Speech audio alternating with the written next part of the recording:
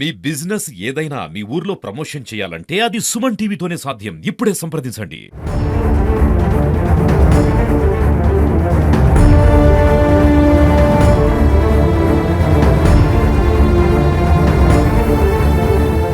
Sai Santoshi jewellery సంబంధించి చోరీ కేసులో పోలీసులు అయితే పురోగతి సాధించారు. దాదాపు ఏదైతే దుండగులు ఉన్నారో 5 దుండగులు చోరీకి పాల్పడిన 5 వ్యక్తులు, వీళ్ళంతా కూడా యూపీకి చెందిన వ్యక్తులుగా పోలీసులు అయితే ధృవీకరించారు. అయితే వీళ్ళంతా కూడా జన సంచారంలోనే, జన ప్రదేశంలో, ఏదైతే ఘటనా స్థలానికి 100 మీటర్ల దూరంలోనే ఒక పాడుబడ్డ భవంతిలో మనం చూడొచ్చు. పాడుబడ్డ భవంతిలోనే వీళ్ళు అద్దెకున్నట్లు కూడా పోలీసులు ధృవీకరించారు. ప్రస్తుతం అందులో క్రూజ్ టీం తనిఖీలు నిర్వహిస్తున్న పరిస్థితి కనబడుతుంది. వీళ్ళంతా ఎవరైనా పాత నేరస్తులా, ఏ ముఠాకు చెందిన వారు అన్న కోణంలో అయితే ఎంక్వైరీ కొనసాగిస్తా ఉన్న పరిస్థితి కనబడతా ఉంది. మొత్తంగా చూసుకుంటే జనం మధ్యలోనే ఉంటూ గత కొద్ది కాలంగా రెక్కి నిర్వహిస్తూ పకడ్బందీగా ఈ దోపిడీకి పాల్పడట్లయితే తెలుస్తా ఉంది. మొత్తం 5 వ్యక్తులు అంత యూపీకి చెందిన వ్యక్తులుగా తెలుస్తా ఉంది. ప్రస్తుతం ఆ ఇంట్లో ఎవరు లేరు. కాకపోతే వాళ్ళ పక్కనే ఉన్న ఇతర వ్యక్తులను పోలీసులు అయితే అదుపులో తీసుకుని విచారిస్తున్నారు. వీళ్ళు ఎక్కడి నుంచి వచ్చారు, మీకు ఏం చెప్పారు, ఎప్పటి నుంచి ఇక్కడ ఉంటున్నారు, మొత్తం వాళ్ళ రోజు ఏమి వాళ్ళ కార్యాచరణ, రోజు వాళ్ళ కార్యకలాపాలు ఏ విధంగా ఉన్నాయి అన్న కోణంలో పోలీసులు అయితే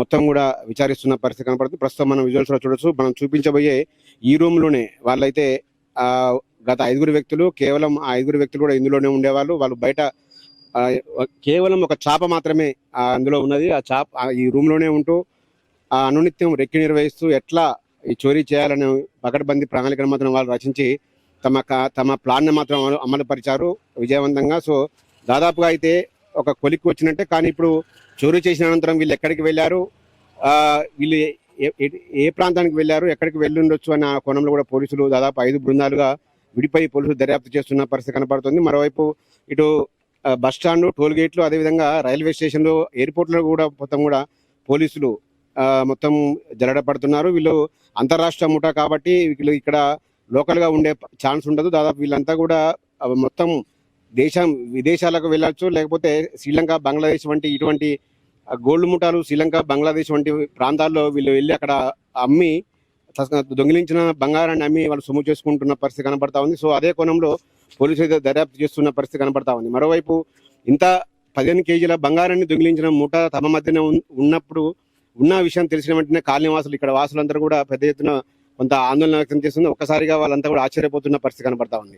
ప్రస్తుతం మనం చూడొచ్చు, ఈ ప్రాంతం నిర్మలా చర్చ్ ఎదురుగా సందులోనూ ఉంటుంది. అదేవిధంగా బాలాజీ గ్రాండ్, అదేవిధంగా ఏదైతే ఘటన జరిగిందో సాయి సంతోషి జ్యువెలర్స్ దాదాపు 100 మీటర్ల దూరంలోనే వీళ్ళు ఇక్కడ ఉన్నారంటే వీళ్ళు ఎంత పకడ్బందీగా ప్రణాళిక వేసుకుంటారో, ఎంత కాలంగా రెక్కి నిర్వహిస్తారో తెలుసుకోవచ్చు. మనతో పాటు కొంతమంది స్థానికులు ఉన్నారు. వాళ్ళు ఏమనుకుంటున్నారు, వీళ్ళు ఇక్కడ వీళ్ళ మధ్యనే ఉండి చోరీకి పాల్పడిన ఆర్ఎన్టీ వీళ్ళకి ఏమనుకుంటున్నారు, వాళ్ళ మాటలు ఏమని చూసారా వాళ్ళని? మీరు ఇక్కడ చూడలేదు. అంటే మీ కాలనీలోనే వీళ్ళు ఉన్నారని పోలీసులు ధృవీకరించారు. ఏమనిపిస్తుంది? అంత గుర్తించలేదు అసలు, వాళ్ళు ఉన్నారా లేరా అని కూడా మాకు తెలియదు. ఎవరిది బిల్డింగ్, ఎవరిది? ఇంత పాడుబడేట్టుంది కదా. తెలియదు సార్, బిల్డింగ్ ఓనర్ కూడా ఎవరు తెలియదు. అది వీళ్ళైతే స్థానికులు కూడా కొంత టెన్షన్ కు గురవుతున్న పరిస్థితి ఉంది. ఏం మాట్లాడితే ఏం జరుగుతుందో అన్న ఒక సందిగ్ధంలో వాళ్ళైతే ఉన్న పరిస్థితి కనబడుతుంది. మొత్తంగానైతే ఈ పాడుబడ్డ భవంతి కేంద్రంగానే వాళ్ళు దాదాపు 1 నెల రోజుల నుంచి కూడా ఇక్కడే ఉంటున్నట్టు తెలుస్తా ఉంది. 1 నెల రోజుల నుంచి కూడా పూర్తి స్థాయిలో కార్యాచరణ రెక్కి నిర్వహిస్తూ అనునిత్యం ఎక్కడి నుంచి వెళ్తే ఎలా దొరుకుతుంది అని మొత్తం కూడా మినిట్ టు మినిట్ రెక్కి నిర్వహించిన తర్వాతనే వాళ్ళ పకడ్బందీ ప్లాన్ అమలు చేసి దాదాపు కిలోల కొద్ది బంగారాన్ని దొంగిలించిన పరిస్థితి కనపడుతుంది. ప్రస్తుతం అయితే వీళ్ళ పక్కనే ఉన్న అయితే సోహెల్ అనే వ్యక్తిని అయితే పోలీసులు అదుపులో తీసుకొని విచారిస్తా ఉన్నారు. మొత్తం ఆయన విచారణలో వీళ్ళతో పక్క వాళ్ళతో ఏమైనా సంబంధాలు ఉన్నాయా, లేకపోతే వాళ్ళ కార్యకలాపాలు ఏ విధంగా ఉన్నాయి, ప్రతిరోజు వాళ్ళు ఏం చేస్తుండేవారు, ఎక్కడి నుంచి వచ్చారు, ఏమైనా వాళ్ళ సొంత ప్రాంతం ఎక్కడ అని ఏమైనా విషయాలు చెప్పారన్న మొత్తం కూడా పోలీసులు ఆరా తీస్తున్న పరిస్థితి. ఏకంగా జిల్లా ఎస్పీ నరసింహగౌడ్ గారే సూర్యాపేట టౌన్ పోలీసుకు వచ్చి ఇతన్ని ఎవరైతే అదుపులో తీసుకునే వ్యక్తులను కూడా విచారిస్తున్న పరిస్థితి కనబడుతుంది. మొత్తంగా అయితే ఒక క్లారిటీ వచ్చేసింది. దాదాపు 5 వ్యక్తుల బృందం యూపీకి చెందిన వాళ్ళు వీళ్ళే చోరీ చేసినట్లు మాత్రం పోలీసులు ప్రాథమికంగా ఒక నిర్ధారణకు వచ్చిన పరిస్థితి కనబడతా ఉంది.